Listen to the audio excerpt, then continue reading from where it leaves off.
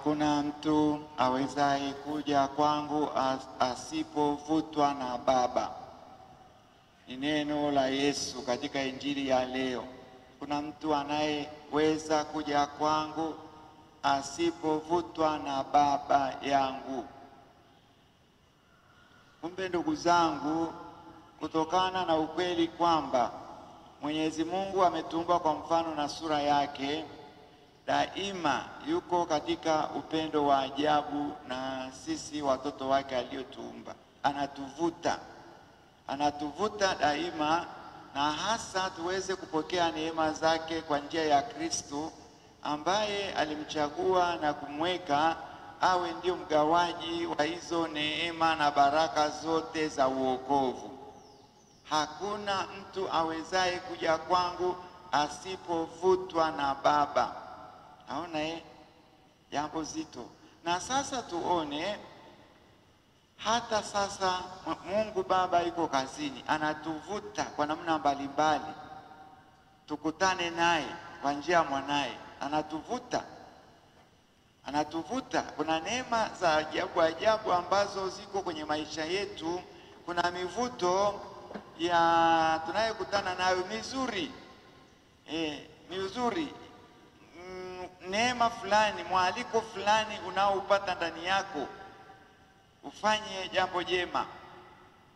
Yaani kama namna ya kukutana na Yesu, uje kanisani umsaidie mtu yule ambaye ana shida, ukamtembelee, usoma kitabu fulani cha kiroho, toa sadaka fulani, sali misa kwa ajili. Kuna mivuto hiyo Mwenyezi Mungu anaipeleka kwake kwa namna za ajabu, kwa njia ya neema zake, kwa njia ya Roho Mtakatifu, kwa njia ya malaika wake, na hiyo mivuto ipo. Baba anataka tukutane na yeye kwa njia ya mwanaye. Na sasa mfano mzuri kabisa ni huyu towashi ambaye tunakutana naye kwenye somo la leo. Amevutwa na Mungu. Huyu kumbe ni mpagani, atakuwa tunafahamu. Ametoka Yerusalemu, mtu mkubwa sana. Kule kwenye ile nchi yake amewekwa kwenye mamlaka makubwa sana, lakini alienda kuhiji Yerusalemu, na sasa anarudi nyumbani, anasoma kitabu, anasoma Biblia. Ona hizo neema. Yaani huyu ni mpagani, amevutwa kwenda Yerusalemu, kwenda kusali, kuabudu. Maandiko matakatifu yanasema alitoka Yerusalemu kuabudu. Yaani kukaa na Mungu katika hali ya kumsikiliza kabisa, magotini, kulala chini, kuabudu. Alitoka Yerusalemu kumwabudu Mungu, alivutwa na Mungu. Sasa anakuja, yuko njiani. Kumbe na Filipo huko ameshapelekwa na Mungu, nenda, kuna kitu nataka unifanyie leo. Ameshapelekwa na Yesu. Sasa Filipo anapita, anaona kwamba anasoma, kuna huyu towashi anasoma. Akamwendea akakuta anasoma kwenye kitabu cha nabii Isaya, jinsi yule mwana kondoo alichukuliwa kama mwana kondoo kupelekwa machinjoni, na kama vile mwana kondoo anavyoonyolewa manyoya yake katika hali ya ukimya, na yeye alikuwa hivyo hivyo. Ni sehemu ngumu sana, anasoma ile sehemu. Filipo, ni mtume Filipo huyu, anasikia anaisoma, anateremka kwenye gari, anamuuliza, je, hayo unayoyasoma unaelewa? Na ile towashi anamwambia, nitaelewaje mtu asiponieleza, nisiposaidiwa? Naona neema za Mungu tu. Mtu twende kule mwanzoni, hakuna mtu awezaye kuja kwangu asipovutwa na Baba.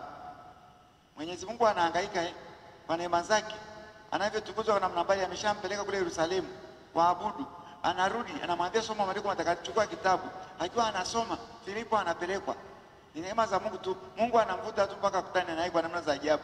Sasa anasoma pale, Filipo basi ndio anamueleza pale, anaanza kumueleza kuanzia ile sehemu ya maandiko matakatifu alikuwa anasoma. Alichukuliwa kama mwana kondoo asiye na kosa, akapelekwa machinjoni, na kama mwana kondoo anavyonyolewa nywele zake, manyoya yake akiwa kimya, naye alikuwa hivyo. Sasa anakwenda, bila shaka anamwambia huyu ndiye Kristo ambaye alichinjwa akawa sadaka kwa ajili yetu, na ndiye alikufa akafufuka. Yale maneno yanamuingia ile towashi.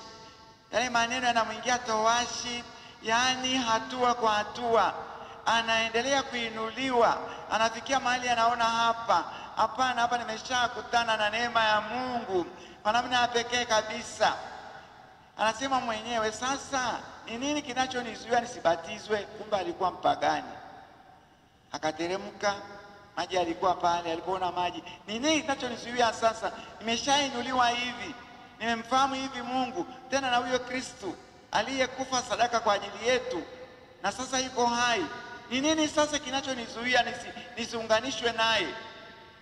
Akateremka, akabatizwa. Baada ya kubatizwa, Filipo amemaliza kazi yake, akainuliwa na Roho akaishia. Unaona hakuna mtu anayeweza kuja kwangu, kwa Kristo, bila kuvutwa na Baba. Mungu daima, hata wakati huu, yuko kwenye mahangaiko na kila nafsi, kwa sababu kila nafsi ametupa kwa mfano na sura yake. Anataka tuende tukakutane naye, na tukutane naye kwa njia ya Yesu aliyemweka sasa kuwa ndiye mgawaji, ndiye njia ya kugawa hizo neema na baraka zake kwa namna ya pekee. Sasa huyu towashi amekutanishwa na Yesu mfufuka, amefikia mahali akaishiwa na nguvu, akasema na sasa naomba niunganishwe naye, naomba niunganishwe naye. Katika ubatizo tunaunganishwa na Kristo, tunaunganishwa na hata zile kazi zake, kule utume wake mtakatifu, utume wa kinabii, yani utume wa kufundisha, utume wa kutakasa, yani wewe mwenyewe kujitakasa na kufanya wengine watakaswe, utume wa kuongoza watu wa Mungu. Naona amefikia huko Filipo, amefikia huko lile towashi ambalo limetoka kule, lakini neema ya Mungu imemvuta, akaenda kule Yerusalemu kwenda kuhiji, akawa anaabudu kule, akawa anarudi, bado anafunzwa na neema ya Mungu, anainua maandiko matakatifu, anayasoma. Bado hapo Mwenyezi Mungu kumbe ameshamtayarisha zawadi ya ajabu, akampeleka Filipo. Filipo anasikia kila anachosoma, ni sehemu ngumu sana katika maandiko matakatifu, inaongea juu ya Kristo ambaye ametolewa sadaka kwa namna ya ajabu kama mwana kondoo asio na doa, na sasa yuko hai, ndiye amefufuka. Yaani kutoka kule ameunganishwa na mfufuka. Makofi na vigelegele hapo. Mimi nasema hapo tu ni hatua ya furaha, si kwamba naambia wamepige. Nilikuwa nasema hatua hapo ni hatua ya furaha, ameinuliwa, ameenda juu kabisa, amekutana na ile neema yenyewe. Sasa ndugu zangu, huyu Mungu wetu ndivyo anavyohangaika na sisi usiku na mchana, tukutane na neema zake. Na ni kwa namna ya ajabu, si lazima iwe kwa zile namna tunazofikiria sisi, hata kwa namna za kipagani, kwa namna za ajabu, lakini unaona tu unapelekwa kwa kitu kizuri. Sasa sisi ni lazima tuwe tayari kushirikiana na Mungu anavyotualika kwa namna moja au wengine. Unaona hapa kwa kweli kuna kitu cha pekee. Unajua Mungu wetu yuko katika roho na kweli, hata kuja kama nilivyo akwambia nifuate, lakini yupo katika roho na kweli, anafanya kazi, anatenda kazi. Sasa ni lazima tuwe wepesi katika nia njema anapotualika kwa njia ya Roho Mtakatifu, kwa njia ya maandiko matakatifu, kwa njia ya ibada mbalimbali tuliyohudhuria, kwa njia ya viongozi wetu wa kiroho wanavyotuelekeza, kwa njia ya watoto wetu pale nyumbani tunapofanya sharing, tunapo kwenye mazungumzo ya kawaida, unaweza kupokea neno la ajabu ukasema limetoka wapi, kwa njia ya jumuiya ndogo ndogo za Kikristo, kwa njia ya majirani zako, kwa njia hata unapokwenda sokoni, yule mama anayekuhusia maharage, Mungu wetu yuko mpaka kule. Ni lazima tuwe wepesi kuona kwamba hapa kuna kitu, hili neno hili si la kawaida, maana utasikia limekuuza tu moyoni. There is something special here, na lazima ulipokee. Sasa tuwe tayari, tupokee neema za Mungu, tupokee neema za Kristo kwa namna mbalimbali. Mungu wetu yuko kazini, maana ni Mungu wa upendo, wa huruma, ni Mungu wa kuhangaikia watoto wake. Daima yuko katika mahangaiko ya kuona kwamba watoto wake wako vizuri na wanafurahia neema za Mungu wake, hasa kwa njia ya mwanaye ambaye amemchagua awe ni mgawaji mkuu wa neema na baraka zake za kiwokovu. Tumwombe Mungu Roho Mtakatifu atusaidie tuweze kuwa wepesi kugundua neema kama hizo, kugundua alama kama hizo, na tuonyeshe ushiriki. Kama ni katika hii hii ofisi ya kaparokia inayojengwa leo, ndio maana amewaleta leo hapa. Labda kuna kitu ambacho, kuna mafedha yako ambayo umeyachimbia huko. Huyu padre yetu aliyoko hapo, Petro Mpare, huyu anasema Wapare wanachimbia fedha mlimani, hawathubutu kuweka fedha benki. Kama una fedha ambazo umechimbia kwenye migomba huko, leta zikajenge ofisi ya Kristo. Unaguzwa hivyo asubuhi, nenda ukasilete, weka kwenye hiyo ofisi, ikamike mara moja, tuje hapa tukainue parokia yenu, parokia. Hacha mafedha unaficha chini ya kitanda, chini ya mto, chini ya mlima, unaenda yachimbia huko, matembo yakiwa yanazunguka yanasichukua, halafu unabaki hivi. Yaani ni neema za Mungu zinavyokuja kwetu.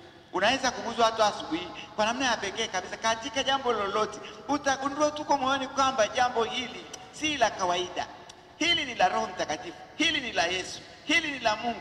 Neema hii si ya kawaida hii. Unavutwa na unaguswa na unainuliwa kama utoashi anavyoinuliwa.